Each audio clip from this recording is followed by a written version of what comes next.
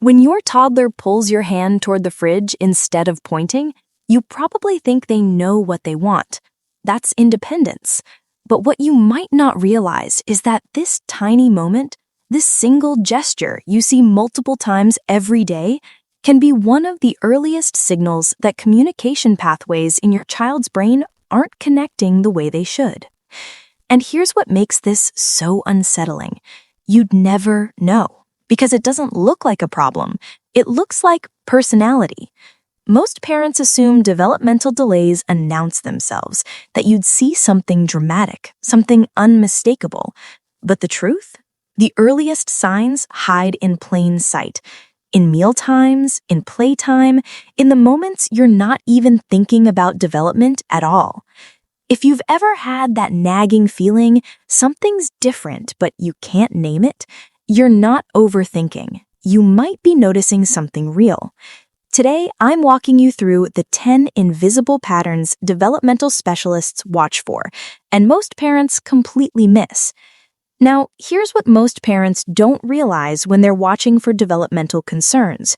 You're looking for the wrong thing entirely. Parents scan for red flags, unusual behaviors, things that look wrong. But research into early developmental delays shows they don't work that way in the first stages. They're invisible because they're absences, missing pieces in a puzzle you didn't know you were building. Your child's brain develops like a symphony learning to play together. The communication section needs to sync with the motor section. Sensory processing has to coordinate with social engagement. When one instrument comes in late, or not at all, the whole piece sounds slightly off, but you can't hear what isn't there. You can only hear what is. That's why I'm about to show you something different. Not what your child does that concerns you, but what they're not doing yet that should be there by now. These aren't personality traits, they're developmental gaps. And once you know where to look, you'll see them everywhere. Sign 1. Lack of pointing or gesturing. Here's something you'd never think to track. Does your child point, not grab, not reach, point with intention? Pointing seems too simple to matter, but neurologically, it's extraordinary. Your 14-month-old has to understand that you exist as a separate mind, that you can see what they see, that your attention can be directed. This is called joint attention, and it's the foundation of every conversation they'll ever have. Watch this scenario. You're making lunch. Your toddler wants the crackers on the counter. Do they point and look at you, or do they cry until you figure it out? Do they grab your hand and use it like a tool, like you're an extension of their body, rather than a person who can help them? That difference, it's everything. Try this today. Put 2 appealing snacks just out of reach. Wait, don't offer, just observe. A typically developing 15-month-old will point, make eye contact, maybe vocalize. They're recruiting your help. If your child consistently bypasses pointing even after 15 or 16 months, that's your first invisible sign. Sign 2. Limited eye gaze to share attention. Your child makes eye contact. They look at you when you call their name, so eye contact isn't the issue, right? Not exactly. There's a specific type of eye contact most parents never think about. It's called referential looking, and it's what separates true communication from simply being in the same room. Think about this. You and your partner are watching TV. Something shocking happens. You immediately look at each other, not because you need to, you both saw it, but because humans are wired to share experiences. That microglance says, "Are you seeing this?" Babies start doing this around 9 to 10 months. They look at a toy, then at you, then back at the toy. That triangle is their first conversation. Without it, language development stalls because every word they learn is anchored in shared focus. Here's what it looks like when it's missing. You're reading together. Your child is engaged, turning pages, looking at pictures, but they never glance up at your face. Not to check your reaction, not to share excitement. They're with the book, but not with you. Tonight, try this. Hold a favorite toy near your face. Watch their eyes. Do they look at the toy, then your eyes, then back at the toy? Or do they fixate on the toy and never involve you? If that triangle is missing after 12 months, you're seeing sign number 2. Sign 3, overly quiet or independent play. This one often gets celebrated. She plays by herself for 45 minutes. He's so focused, never needs me. And yes, independent play is healthy. It's important, but there's a version of it that looks like a gift when it's actually a gap. Specialists notice this pattern.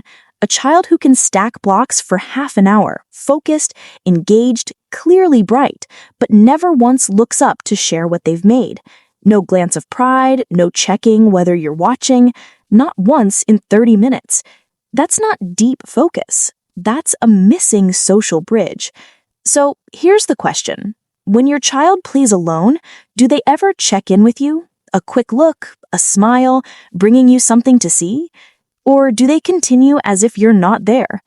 Join their play tomorrow. Not to direct, just sit nearby. Do they incorporate you? Hand you a block, show you their creation? Or do they continue as if you're not there? Sign 4. Avoiding or resisting new sensory experiences. Picture this.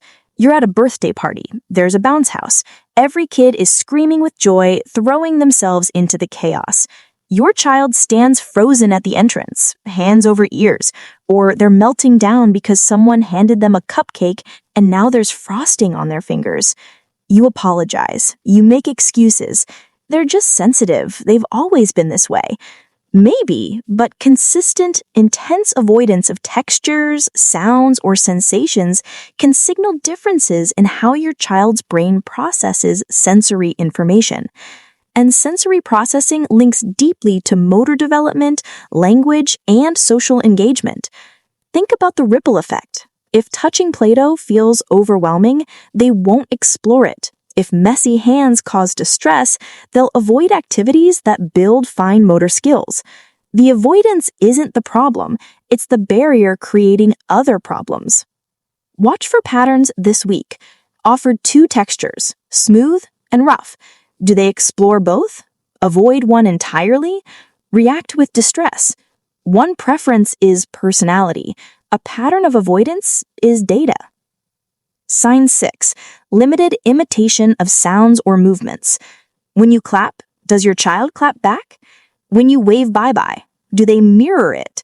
When you make a silly face, do they try to copy it? Imitation isn't just adorable, it's how the brain builds its social operating system. Mirror neurons fire when your child watches you, preparing their brain to do the same thing. It's how they learn language, gestures, and empathy. By 12 months, most children imitate simple actions. By 18 months, they're copying sounds, words, expressions constantly. When imitation is limited, it's not stubbornness. It's a signal that those mirror neuron networks may need support.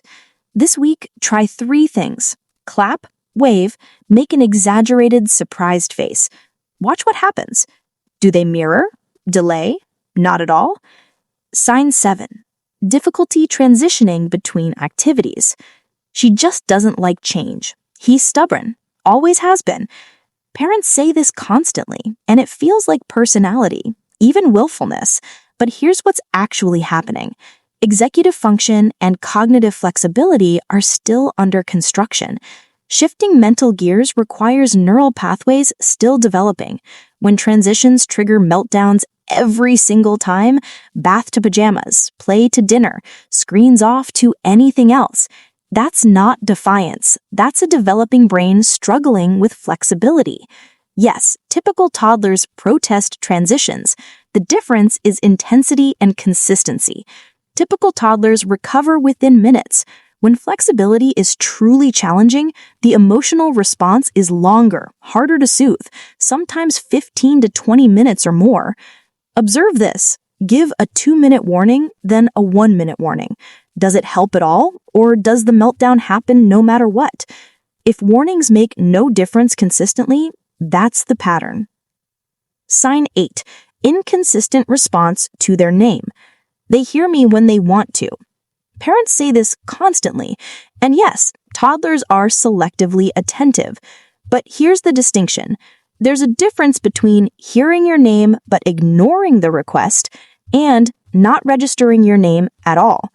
Inconsistent name response can signal auditory processing or social engagement differences. Try this for several days. When your child is calmly playing, not at peak focus, stand behind them and say their name once. Normal volume. Do they turn? Acknowledge you? Try 5 times across different days. If they respond only once or twice out of 5 and not during high focus play, that's the pattern.